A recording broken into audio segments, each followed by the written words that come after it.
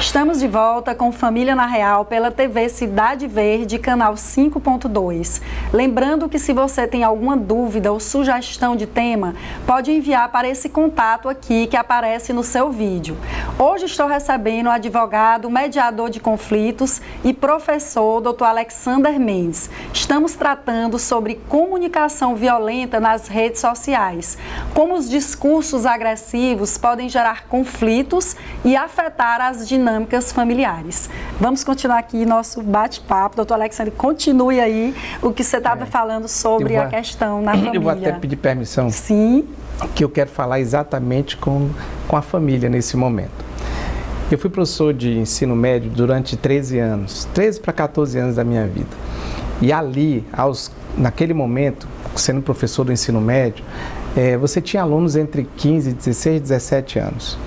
E aqueles meninos tinham um problema tamanho, porque era um turbilhão de responsabilidade. Por quê? Porque quando eles nascem, toda a família está em torno deles.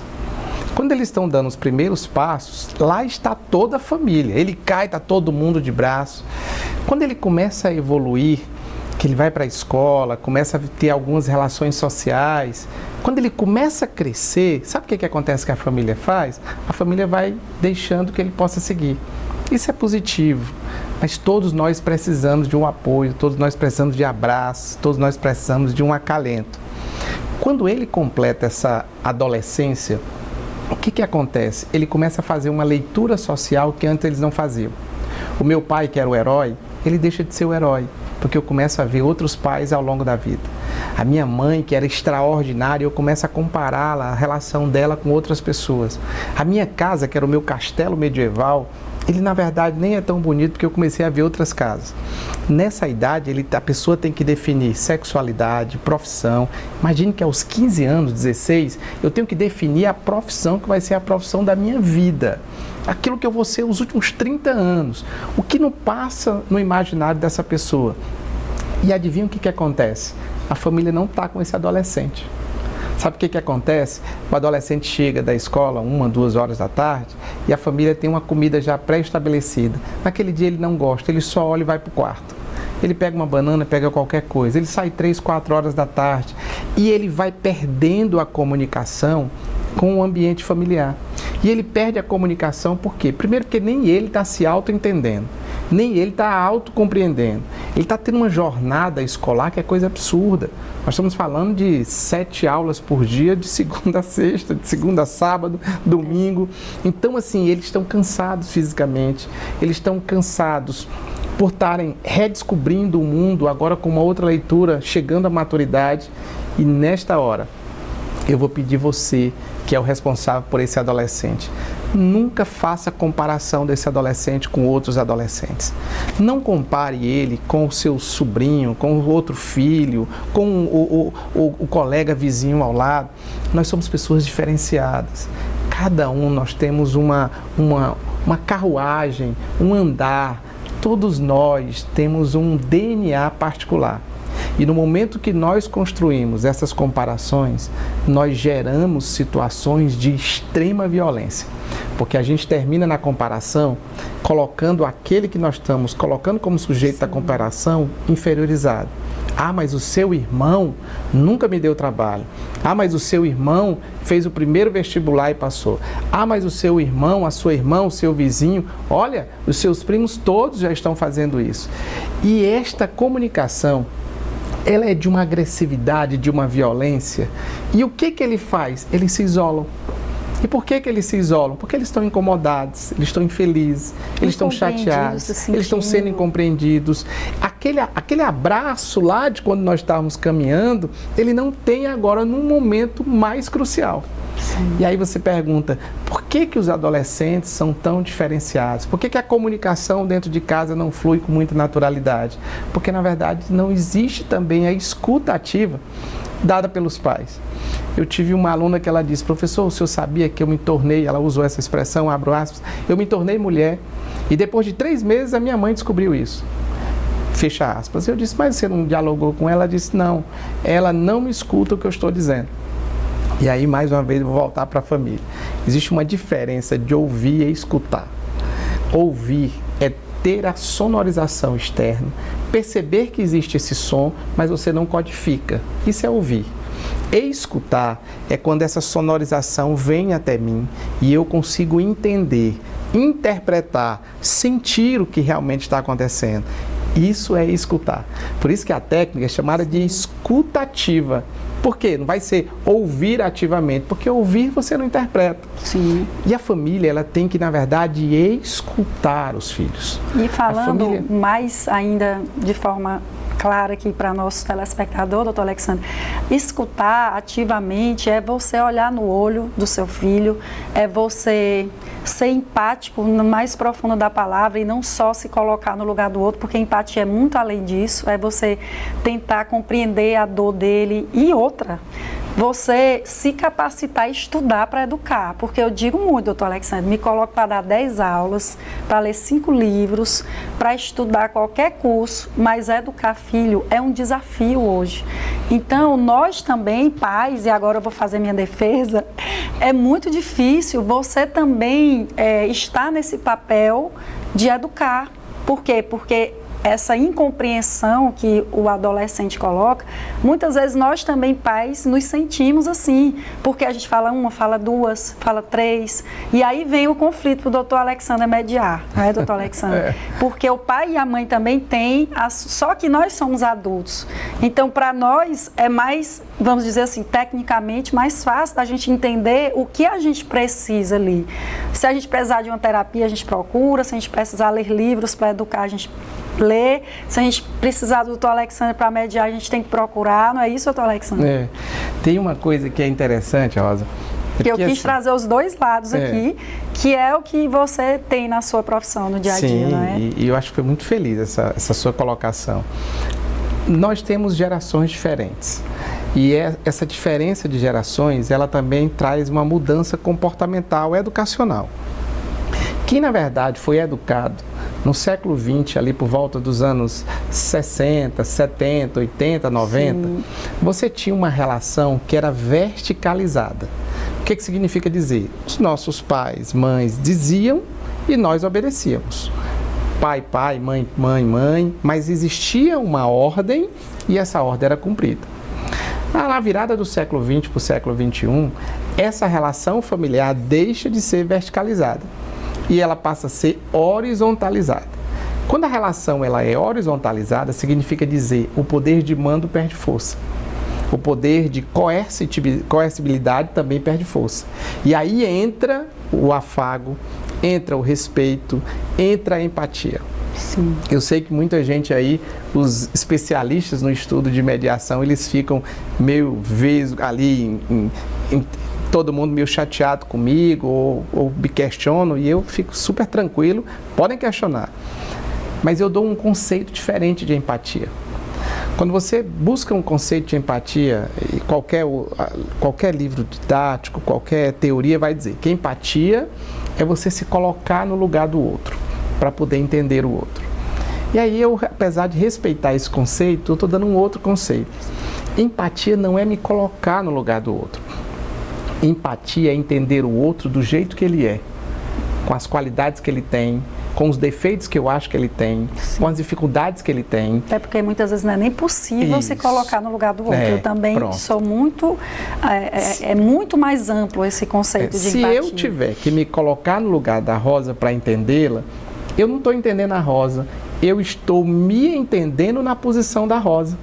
Então, não está adiantando. Se eu tiver que te entender ficando na sua posição, eu continuo só me entendendo. Sim. Entender o outro é respeitar aquelas pessoas que não gostam de festa, aquelas pessoas que não gostam de uma comunicação aberta, aquelas pessoas que não nasceram sorrindo. Entender o outro é dizer que quando você convida alguém para comer uma pizza, ele diz, eu não gosto de pizzaria. E ainda assim você vai amar essa pessoa, você vai respeitar essa pessoa. Por quê? Por causa dessa complexidade das individualidades. E essa complexidade das individualidades, ela produz o quê? Ela produz uma coisa que já vai ser discutido nas redes sociais, discutido nos meios acadêmicos, vai ser discutido dentro das relações familiares, chama de singularidade. A singularidade é o poder da individualidade, que na verdade nós estamos tendo, que nós estamos buscando, que nós sempre tivemos, qualquer ser humano, ele sempre teve isso. Mas aí existe uma massificação comportamental. E todas as vezes que essa pessoa se torna diferente do que essa massificação, nesse momento o que acontece? Você pode ser questionado. Isso. E aí você é questionado, seu filho é questionado, a sua filha é questionada. Por que ela tem um comportamento diferente do padrão normal? Lá atrás, século XX, hierarquicamente, a gente dizia como é que eles deviam, inclusive, se vestir. Hoje a gente não consegue fazer mais isso. Verdade. E aí quem são os responsáveis sobre essa formação dos filhos, eles começam a perceber que tem uma coisa que é fundamental, o diálogo, a observação. Na verdade, aqueles responsáveis pelos filhos, eles não têm condições de olhar para o filho no final de semana.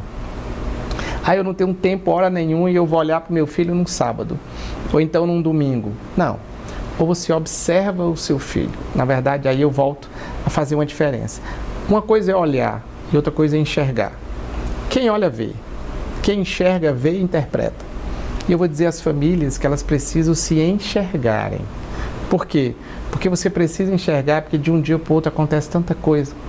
Sim. De um dia para o outro, na verdade, é um turbilhão que passa no imaginário desses adolescentes, dessas crianças. Né, doutor Alexandre? A gente precisa, não precisa, se o diálogo não é tão comum, ele não precisa estar ali tão aberto, porque tem pessoas que é da natureza da pessoa. Mas olha, você acredita que até a posição que as pessoas pegam as xícaras no café da manhã identifica como foi que elas, na verdade, dormiram?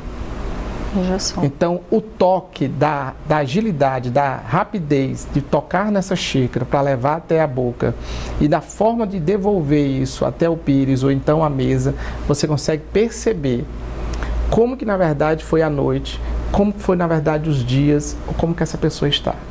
E aí, quando eu não tenho uma habilidade técnica, porque eu acho que tem coisas que transbordam o papel dos responsáveis.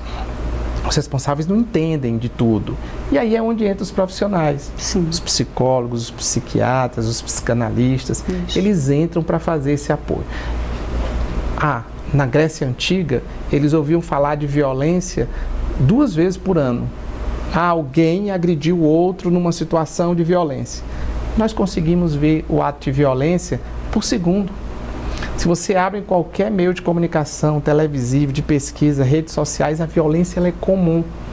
Isso nos afeta. Sim. Isso nos amedronta, isso nos deixa preocupados. E quando nós temos esses sentimentos repressivos, nós vamos reagir em algum lugar com isso. E infelizmente ou felizmente, aí eu na verdade não tenho uma resposta para isso. Adivinha onde isso tudo cai? Na família. Doutor Alexandre, eu queria adentrar aqui num ponto muito importante também, que é sobre essa exposição exagerada de conflitos familiares, porque nós estamos falando de diversos temas dentro da comunicação violenta. E com certeza daria mais de um programa, porque realmente são muito profundos na análise, mas é bom que a gente está trazendo aqui reflexões. Você acredita que essa exposição exagerada de conflitos familiares nas redes, por influenciadores, pode normalizar a comunicação violenta? E como isso pode impactar as dinâmicas internas da família? Então, nós vemos muitas vezes influenciadores trazendo o mesmo. Na minha área é muito comum, né? Vou dar o exemplo da Luana Piovani, que todo dia ela está lá falando como é a relação parental do pai do filho dela, falando dos filhos dela, falando do processo dela, que é segredo de justiça, falando até da justiça de Portugal, que ela tem sofrido violência processual. Então, ela expõe tudo, né? E muitas vezes a forma de expor do influenciador pode impactar, né, na forma de casa. Um exemplo que eu estou dando. Queria ouvir a sua opinião. Rosa, quando nós não perdemos a percepção do que nós falamos e o impacto que isso provoca não só na gente, mas em todo o entorno que nos cerca, esse é o momento de nós procurarmos uma ajuda, um apoio. É o momento de nós procurarmos pessoas que possam nos auxiliar. Imagine que as relações familiares, elas são relações privadas, na sua maior parte. As relações privadas são tratadas por aquele que os interessa. Quando eu dou publicidade a isso, É importante que a publicidade só aconteça quando todos os sujeitos do processo têm plena consciência do que está sendo publicitado. Vou dar um exemplo. Quando um casal decide publicitar o seu divórcio, os seus atos de violência, suas agressões, a sua comunicação violenta, talvez aquilo ela se sinta bem, feliz. Tem um lado positivo, sim, alerta outras pessoas para não cair naquela situação, orienta, sim, motiva, impulsiona pessoas a não ficarem caladas em determinadas situações. Esse é o lado positivo. Mas existe também um lado muito delicado, e o lado delicado os adultos, eles podem se comunicar e eles têm a percepção de entender o tamanho da dor e as vazantes de soluções. Mas de repente eu publicito isso e eu tenho um adolescente de 7 anos. E isso vai chegar lá na escola dele, porque o amiguinho dele está vendo as redes sociais, está vendo os jornais. A mãe do amigo dele vai dizer isso. E aí, como que isso é abordado dentro do ambiente que ele está? Ele não está preparado porque ele não tem as condições para a autodefesa. Ele nem tem a percepção do conflito como um todo. Então ele vai ser o quê? Ele vai ser uma chacota dentro da sala de aula. Por vezes ele nem sabe que está nas redes, porque os pais colocam fotos, vídeos sem autorização, porque na cabeça deles são filhos menores, eles podem colocar ali, porque são representantes daquelas crianças, mas quem é que sabe se no futuro aquela criança gostaria, ou se ela fosse adulta, de estar ali? Eu tenho o maior cuidado do mundo, minha filha tem 14 anos, mas eu acho que desde os 9 que eu pergunto se eu posso postar uma foto dela no Instagram, minha filha, e por bobagem, Feliz Natal, um Dia das Mães, minha filha, você concorda, se tudo bem para você? Não, mãe, eu não quero. Pronto, eu respeito. Então, você imagina você publicizar conflitos de forma... E o mais preocupante, doutor Alexandre, eu já vi pessoas dizendo que iam publicizar aquilo porque a justiça não anda. Você já ouviu? Já ouviu? Já. Olha, o meu processo não anda, então eu vou fazer aqui pressão nas redes sociais e eu vou começar a falar que eu não vejo meu filho há 8 meses, que a decisão da juíza da guarda compartilhada não sai. Então, eu fico assim... muito preocupada com isso, muito preocupada. Isso, a gente respeita as pessoas que tomam esses caminhos, porque todo mundo todo mundo tem um poder de decisão, de ver as estratégias que está fazendo, mas eu volto a pedir uma coisa. No momento em que você publicita o que é algo privado, você precisa ter plena consciência se os sujeitos envolvidos têm capacidade para entender o que está acontecendo, autorizaram essa publicitação e que essa pessoa, os sujeitos, eles têm plena consciência de como podem se manifestar quando isso for publicitado. Porque quando a gente faz isso, a gente coloca pessoas em situações delicadíssimas. Eu vou dar um exemplo, a gente tinha um apresentador de um grande meio de comunicação, que ele faleceu, e aí o que aconteceu? O inventário dele gerou um conflito tamanho. Essa semana foi solucionado. A família decidiu, juntamente com os envolvidos, como é que seria. E aí todo mundo falando, não, a família do apresentador, o acordo foi feito, milhões para tudo que é lado. E eu comecei a observar o depoimento do filho dele. Ele falando disso, não, a gente vai fazer uma poupança para fulano que vai ser beneficiado. Mas ele suspirava, Rosa. Ele respirava e no final ele disse assim, ainda bem que acabou. Eu não consegui evoluir na minha vida enquanto esse problema não estava exatamente solucionado. Então você imagina que nós estamos falando aí de meio década.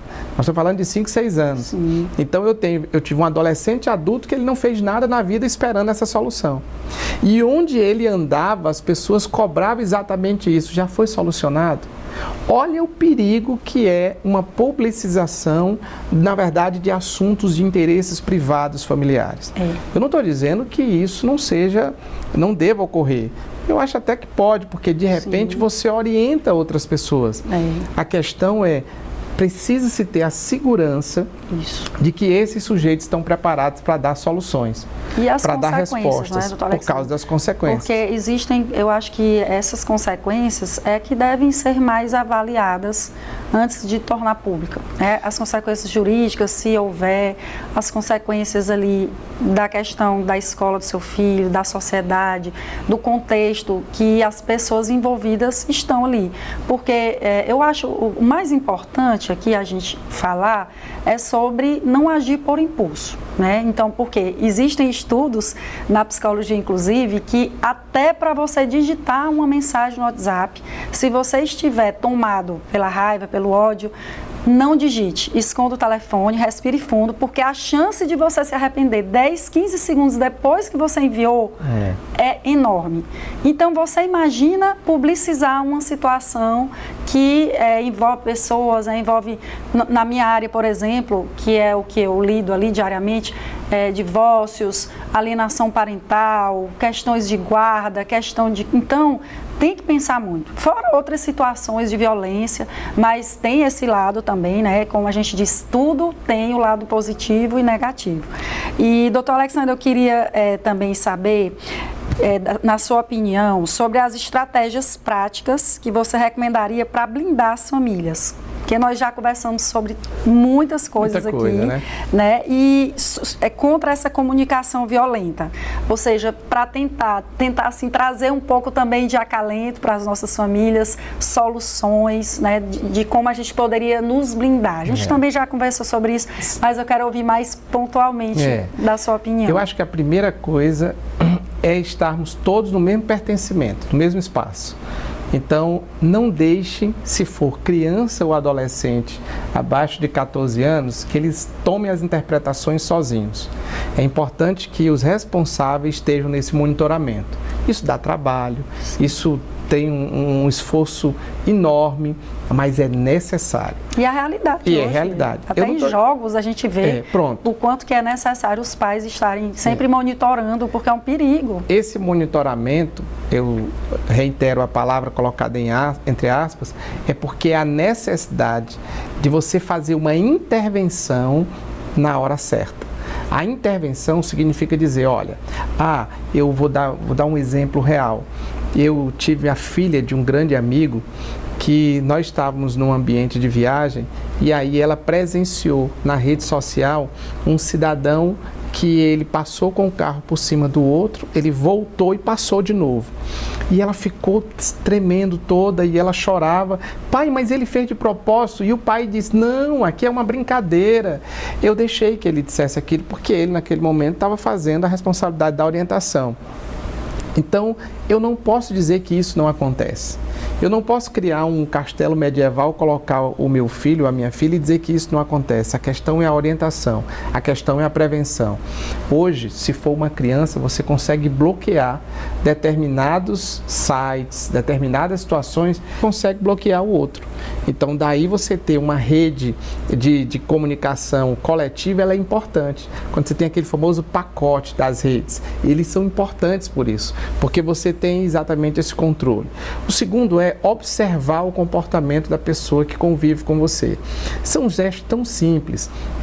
Eu sei muito que a minha esposa, ela adora um chocolate de uma determinada empresa. Esse chocolate é um chocolate de laranja. É um gesto tão simples, mas ontem ela não ficou bem. Ontem ela estava mal, eu notei muito silêncio. No outro dia, o gesto é tão simples, você vai lá e compra, coloca no cantinho e diz assim, lembrei de você. E aí permita que a pessoa possa se abrir, permita que a pessoa possa dialogar. E o terceiro momento é o diálogo entre família e escola. Você sabe que os nossos filhos, eles dizem tudo para os pais até 7 anos. Dos 7 anos aos 12 anos, eles dizem tudo para os amiguinhos dele. Verdade. E depois dos 14 anos, eles só dizem para os grandes amigos dele. E quem está fora disso? A família.